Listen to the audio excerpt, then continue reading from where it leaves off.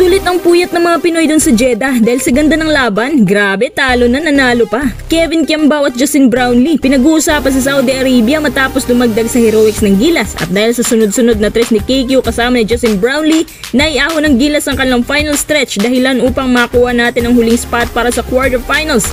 And of course, hinihintay na tayo ng Australian Boomers, kaya hindi pa rin dapat magpakampante dahil mas malakas na ngayon ang ating mga kalaban.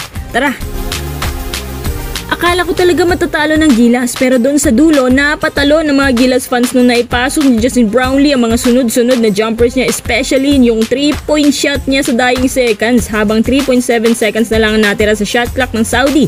At dahil maganda naman ang depensa ng Gilas kay Ice Wilem, kaya hindi magawang makabawi ang Saudi para maipanalo sana nila. Sa overtime game, mas ginanahan pa ang Gilas fans at nabuhayan nung naipasok ni Kevin Kiambao ang isang big 3-point shot, at kapansin-pansin na sa 3-point shot na yon, nakakuha ng magandang momentum ang Gilas, at finally, nagsunod-sunod na rin yung mga good shots natin kasama ang tres ni AG Edu plus isa pang 3-point shot ni KQ. Habang numinipis ang oras, mas minamadali na ng Saudi na maka 2-point shots at dinadaan nila sa fast pace ang kanilang plays para sana makahabol, pero yun nga lang di magawa ang maipasok.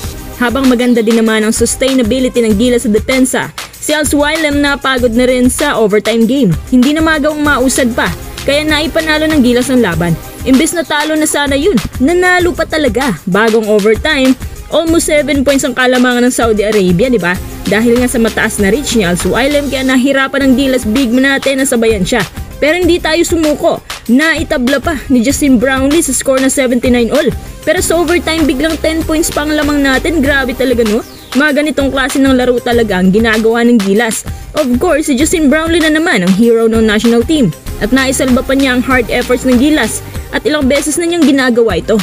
Alam niyo ba, pagkatapos ng laban ng Gilas sa Saudi Arabia, naging usap-usapan agad ang mga Gilas players, partikular na si Kevin Kiambao at Justin Brownlee. Kumbaga sila yung mga naging highlight sa laban ng yun. Believe daw sila sa katapangan ng Justin Brownlee at determinasyon na manalo. Ayon sa FIBA stats, si JB nakakuha ng 27 points.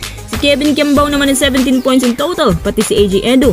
At dahil din sa pinagsamang efforts ng Gilas, wala din masyadong turnovers, kaya good job talaga sa kanila.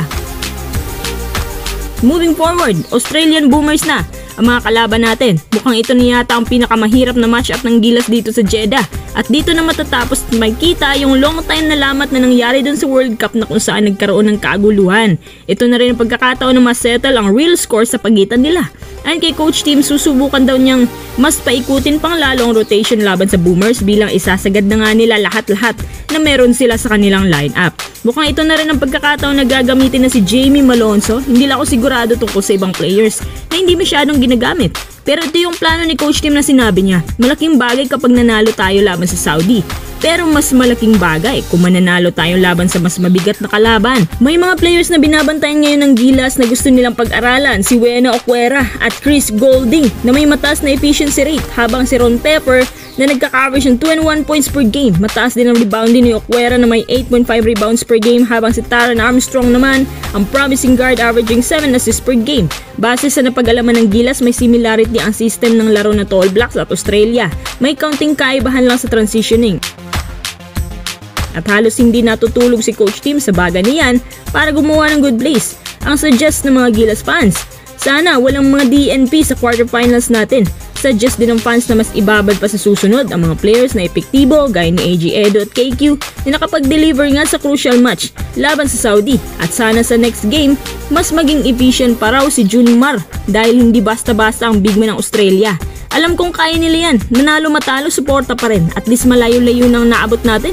Mga kuys, ano-ano yung adjustments na dapat gawin ni CTC para sa big time na makakaharap natin sa quarterfinals?